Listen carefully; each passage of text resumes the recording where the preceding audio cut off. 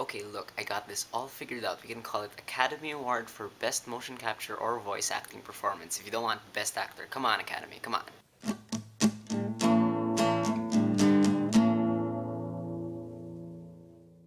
Dawn of the Planet of the Apes is directed by Matt Reeves, written by Mark Bombach, Rick Jaffa, and Amanda Silver, and stars Andy Serkis as Caesar, Toby Kebbell as Koba, and Jason Clarke and Gary Oldman. Now, Dawn of the Planet of the Apes takes place 10 years after the events of Rise of the Planet of the Apes, and at this point, Caesar's doing pretty well, and him and his ape friends, like they have a really, really flourishing community. They have their own culture, they have their own like political system, they have their own educational system, they have their own code of honor, and they've been living in peace and prosperity, whereas the humans in the 10 years after the events of Rise, they've pretty much wiped themselves out with the Simian Flu and, just, warring amongst themselves. However, one day in almost 10 years, for the first time, their paths cross, and, the remaining humans in San Francisco, so they're just trying to get power back in their own little settlement. They want to go up to the mountain, activate a dam, get some power back. However, a lot of humans are still scared of apes, and a lot of apes still hate humans. So, like, here's where the conflict begins. Going in, not a lot of people were talking about Dawn of the Planet of the Apes. I have a lot of friends who didn't really like Rise. It really does have a very niche audience. This movie still is very, very unique. But you know what? As a whole, even if this movie is bad or good, it still represents a quantum leap in technology for acting and just visual effects and stuff. Like, this will certainly go down in history, just like how Avatar went down in history. Thankfully, though, Dawn of the Planet of the Apes is not just a pretty face. It is this incredible story about how difficult it is to maintain peace, and it has some incredible performances and, of course, some of the best visuals you'll ever see in a movie ever. First of all, if you thought the visual effects in Rise of the Planet of the Apes were good, my god, like, they are so good in Dawn of the Planet of the Apes. Like, these apes in this movie are photorealistic, and I know a lot of people say that for every movie ever, like, all the time, but here, you get some extreme close-ups of, like, Caesar's eyes and stuff, and you can't argue, they look so real. And what's great is that this attention to detail doesn't really obscure the emotion. In fact, the amount of detail only helps elevate the performances of these actors. And it just blows my mind, like, how is it possible that the lighting on these apes and, like, the wetness of their fur when it's raining and stuff, and just the way they interact with the environment, I don't get how it's so flawless. So when these people in these motion capture suits, like, brush past like a leaf or something, it just, it moves like how a normal person would brush against a leaf, and it's amazing. And usually when there are visual effects in a movie that are, have to be interacted with by humans, I clearly see, like, the division between the CGI and the human. And here in this movie, when you have an ape, like, touching a human's face or something, I was looking for the division.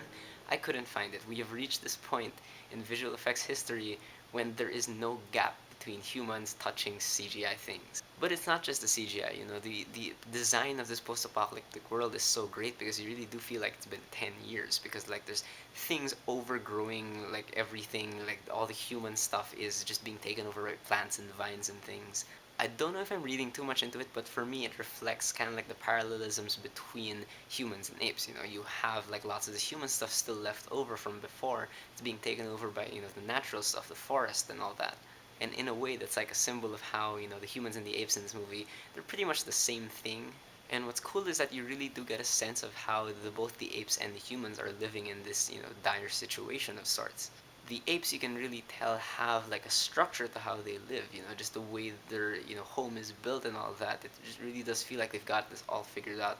The humans, on the other hand, feels like they are trying to remember what it was like to be, that organized and stuff. Because there's so few of them left, they have to really organize their settlement. Certain places are only for certain things. They have to hang up their clothes now. And all this is captured extremely well by, I think, Michael Soresin was the name of the cinematographer. Yes, his cinematography here is just great. It's very crisp, it's very vivid, makes the movie feel very, very bleak. But what's cool about what he does with the cinematography is that, he draws the audience's attention all over the screen. There's certain moments when, the main thing that you're supposed to be paying attention to is happening in this corner, but then the rest of the screen, like, there's still things happening. So it gives you this sense of scale. And there's some moments in this movie that are just like these big sweeping shots, or these, one take moments where, like, so many things are happening, and those those parts are just great. Especially, you'll know what I'm talking about when you see it, the tank scene. Like, just wait for the tank scene. And what I like so much about the story of Dawn of the Planet of the Apes is that it's not so blatantly sci-fi anymore. Whereas Rise really did have this whole thing with the whole Alzheimer's drug and stuff. This one really does away with all of that, and it really becomes this political allegory about peace. And again, like I mentioned, like how hard it is to maintain peace. But what's so great about this movie is that you really do get to see both sides of the story, and the result is it's extremely emotional because, again, you understand where the apes are coming from, you understand where the humans are coming from. There are no bad guys in this movie. Even the antagonists in this movie, like you can't blame them for how they feel. They're completely justified in how they feel. And in general, the apes in this movie, they're just incredible characters, especially Caesar, especially Koba. What's so great is that these apes really do feel like they're in between being human and being ape. They're kind of like Mr. Spock from Star Trek, who's half Vulcan, half human, but they're not in denial. They don't want to get rid of their apeness. They don't want to completely become human. It's a very, very interesting place they're in. And of course, this whole cast is incredible. Like the human characters here, like they're all really able to inject humanity into their performances. Jason Clarke, Gary Oldman, Kerry Russell, even Cody Smith McPhee, the young kid. And again, just like in Rise, the interactions between the apes and the humans, it's just so completely believable. There's so much respect for this. You never get the sense that, the human actors are laughing at the fact that their fellow actors are in, motion capture costumes. Like, this is all taken very seriously. And of course, come on, Andy Serkis and Toby Kebbell, of course. Like, there's nothing more you can say about their performances here. These are real acting performances. They're not just people in CGI, whatever. Like they are dedicating so much to these roles, and they really does shine through.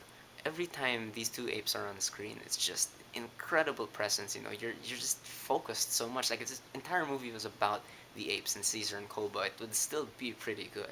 The great thing about Koba is that he is so completely vulnerable, even if he's being all evil and stuff. And the great thing about Caesar is that you can tell there's just so much going through his head. He's a great leader, but he's very, he has a lot on his shoulders. And of course, give it up to Matt Reeves because, just the way he pulled off making, like, pretty much half this movie, like, no dialogue, just, sign language from the apes and stuff. And making it so fascinating just to watch this culture.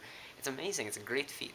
But when this movie kicks into high gear, it really kicks into high gear. Like some of the action scenes here are so intense and so scary and so epic in such a way, but not, over the top. Like no one here is invulnerable.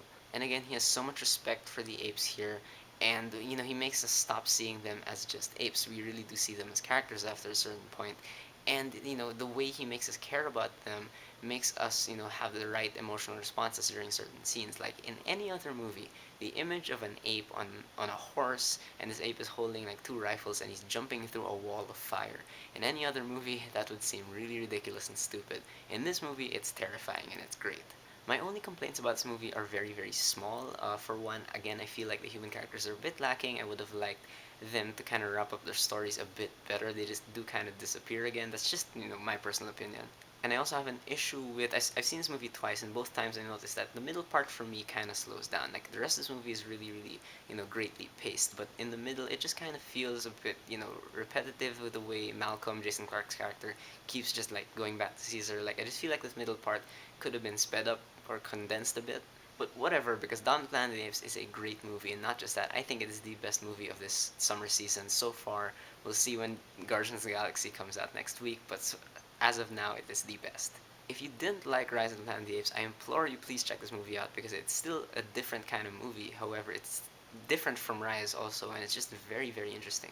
And I'm extremely excited and very interested about where this franchise might go because the way they end it, it's so unclear what the future holds, and it's just very, very exciting. This is such a unique franchise. Alright guys, that is my review, my very late review of Dawn of the Planet of the Apes. Have you guys seen it? What did you think about it? Did you love it? Did you hate it? Whatever you thought, whether you agree with me or not, please leave me a comment. Let's have a conversation.